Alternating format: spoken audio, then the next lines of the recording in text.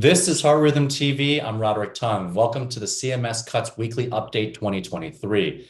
On this week's Voices, I thought it might be helpful for me to reflect and give my own personal perspectives about what I've learned in the past 6 weeks and counting as Heart Rhythm TV chair, as a Heart Rhythm Society member, and as a task force member as well. It's been a really grueling 6 weeks in terms of the fact that we are full-time physicians and we're learning diplomacy and bureaucracy as well as how our government works.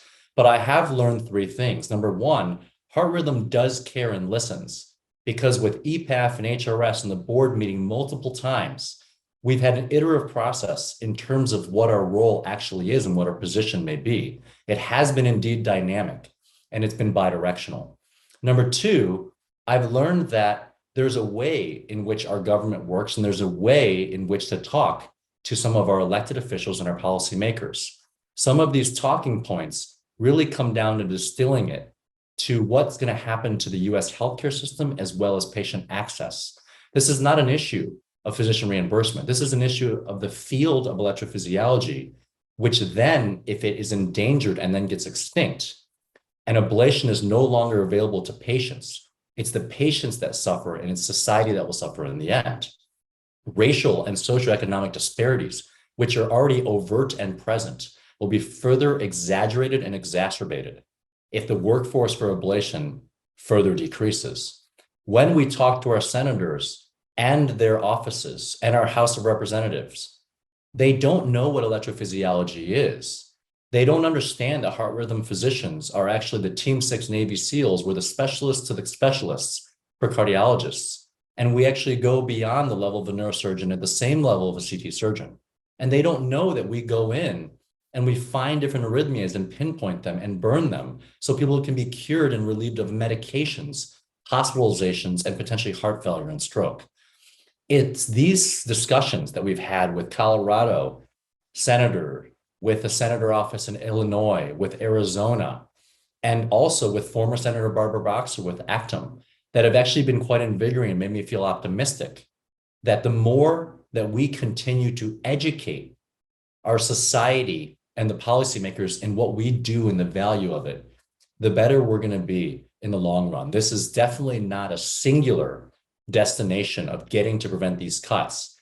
This is a long range and long-term process, and I believe that we are completely awake now as a society and as electrophysiologists. The last thing that I learned was the need to stay together.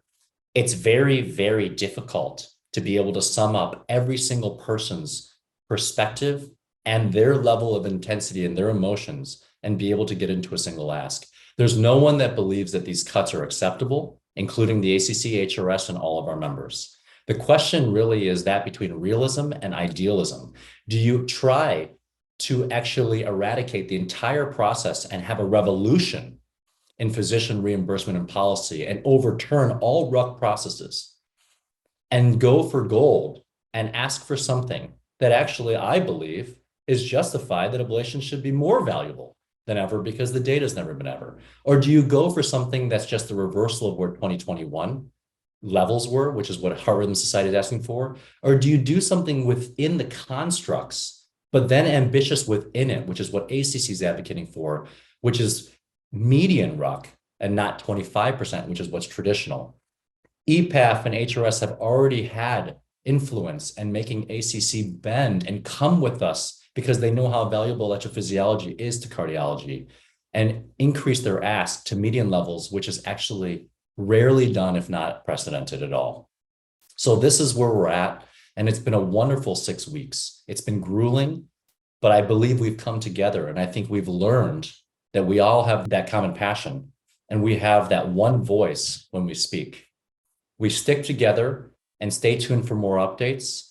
Please fill out the comment letters, all the public comment letters, and we continue working with lobbying and reaching out to your senators and your House representatives after September 6th. And for more updates, stay with us on hrsonline.org/CMS23.